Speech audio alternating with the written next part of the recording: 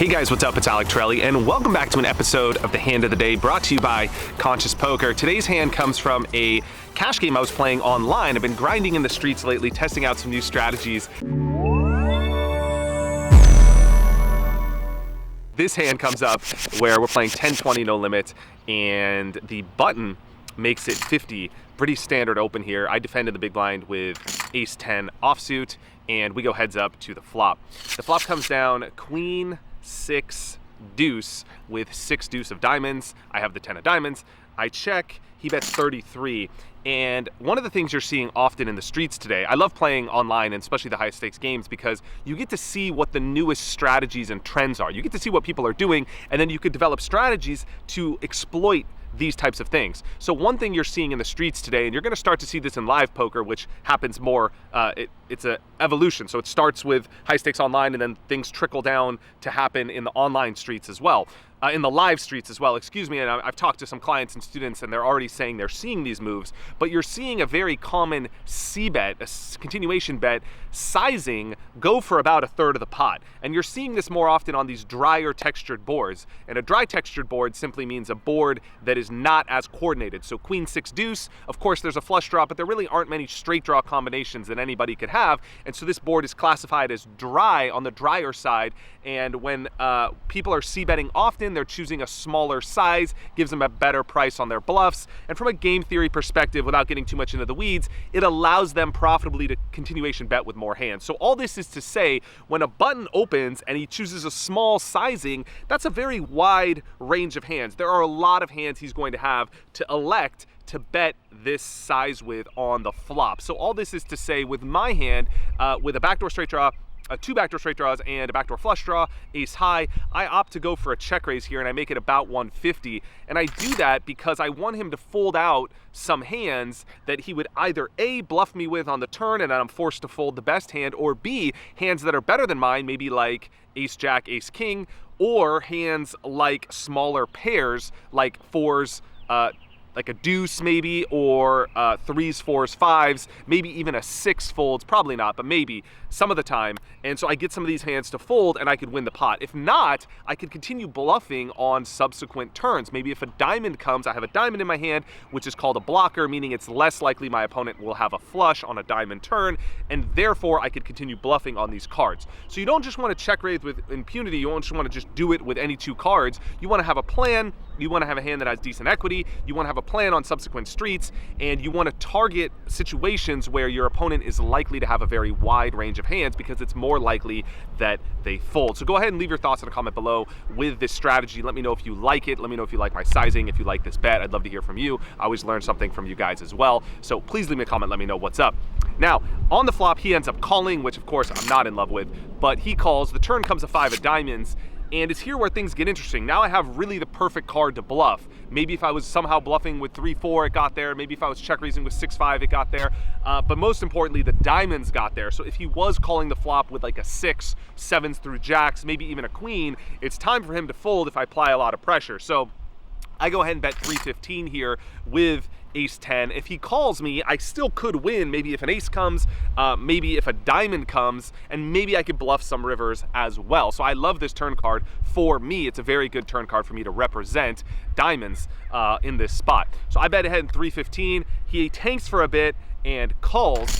And at this point, I'd love to know from you guys, if you haven't already left a comment, pause this video right here and let me know what types of hands he's calling the turn with. In your mind, what do you put him on? This process that I'm going through with you of narrowing down the types of hands my opponent can have based on the action he takes is what I call a hand range funnel. And it's called a funnel because ranges start very, very wide and they progressively get narrower throughout the hand with each action that your opponent takes. So as he bets the flop, raises pre-flop, bets the flop, calls a check raise, and calls the turn, we can start to eliminate a lot of hands from his range. So I'd like you to go through that process, pause this video, take this as an opportunity not just to be infotainment, but actually to be strategy and exercise, improve your game, and go ahead and leave me a comment below with what types of hands he can have in his range. If you want more from this, go ahead and download our hand range funnel. It's totally free. You can download it at consciouspoker.com. Just enter your email anywhere. We'll send it right over to you. And you can get the exact system I use to put my opponents on ranges in spots like these so I can figure out how to maneuver against them. So going on, he ends up calling And the river now comes in offsuit 10. So I actually hit a pair here. So I think about bluffing in this spot, but then I'm like, well, maybe there's a chance my pair is good. Maybe he called me with like 8s with a diamond or 9s with a diamond, or maybe he got sticky with a 6, or maybe he was double floating. Maybe he called the flop with ace jack with the ace of diamonds, or ace king with the king of diamonds. Then he called the turn because he has a lot of equity and he's got a plan for the river. Because in the streets, in these high stakes games, people don't just give up. They like to rep certain hands, they like to use blockers, they like to turn hands into bluffs, and so they like to get creative. And so I thought, you know what? I think my hand might be good. I'm gonna check and pray that the guy checks, because then I could probably win the pot if he checks behind. I check, of course, things aren't that easy in the streets today, and he goes ahead and jams. So now he makes a huge bet, 1.5x the pot. He jams 1,500 into about 1,000. So when he makes this big bet, it is a bet that's called polarizing, meaning he either has really, really strong hands or he has complete bluffs. He's not gonna make this bet with a queen. He's not gonna make this bet with middling types of hands, means hands that are like semi-strong, right? He's not gonna make this bet with kings, aces, ace queen. So he's either going to have the nuts, which is basically a flush. Not any flush is the nuts, is what I'm saying is the relative nuts, meaning he's gonna have a hand that's stronger than mine, which is basically a flush, or he's gonna have nothing, which is a bluff. Maybe he's turning a hand like 8s with a diamond into a bluff, trying to get me to fold a queen. Maybe he's turning a hand like ace king with the ace of diamonds into a bluff, trying to get me to fold whatever random pair I have. And so he either has one of these two types of hands. Okay, now, what should I be doing here against this bet? Well, I beat all of his nothing over here. I beat all of his nothing. I lose to all of his value, but I have what is called a blocker, meaning a card that blocks the potential nutted hands my opponent can have. The 10 of diamonds is a particularly good blocker. You might be saying, well, it's not the nut blocker. That's true, it's not the nut blocker, but you don't want to have the nut blocker, and I'll tell you why in a second. But if you want bonus points, pause this video and let me know in a comment below why I don't want to have the ace of diamonds here to call this bet on the river. Actually, I prefer to have the 10 of diamonds because it blocks so many of the flush combos my opponent can have. Of course, I block ace 10, I block king 10, I block queen 10, I block jack 10, I block 10-9, I block 10-8, and I block 10-7. So I actually block a large number of combinations. And going back to my original point, I actually don't want to have the ace of diamonds here because the types of hands that my opponent will double float the flop and the turn with and then bluff the river will always contain the ace of diamonds. Not always, but a large portion of the time. He might have something like ace 8 with the ace of diamonds. He might have floated the flop. I mean, he has like ace 9 with the ace of diamonds. Maybe he has ace jack with the ace of diamonds, ace king with the ace of diamonds. So you don't want to have the ace of diamonds because his bluffs are going to contain the ace of diamonds. So maybe if he floats the turn, he's going to have that ace of diamonds in his hand along with another card a large portion of the time, and his plan would probably be to turn his hand into a bluff on a diamond river.